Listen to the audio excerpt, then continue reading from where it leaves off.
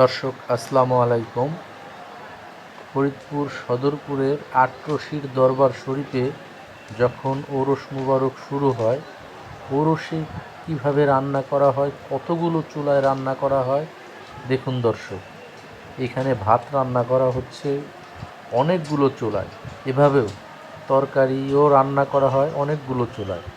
এখানে স্বেচ্ছাসেবক দলের সদস্যবৃন্দ আছেন, তারা দিনভর স্বেচ্ছায় পরিশ্রম করেন ভক্তবিন্দুদের জন্য।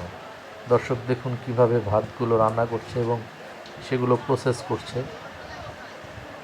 আসলে আল্লাহর এমন একটা রহমত আছেন অলি আওলাদের প্রতি, যাদের জন্য মানুষ স্বেচ্ছায় শ্রম দেন।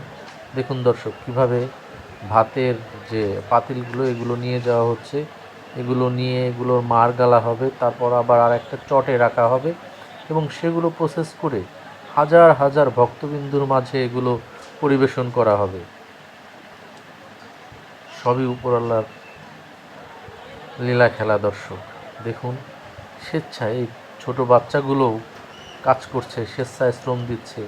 এভাবেই বলকে বল ভাত বিভিন্ন জায়গায় পাঠিয়ে দেওয়া হচ্ছে খাবারের জন্য এবং প্রতিনিয়ত এভাবে শত শত চুলায় ভাত রান্না করা হচ্ছে। ধন্যবাদ দর্শক।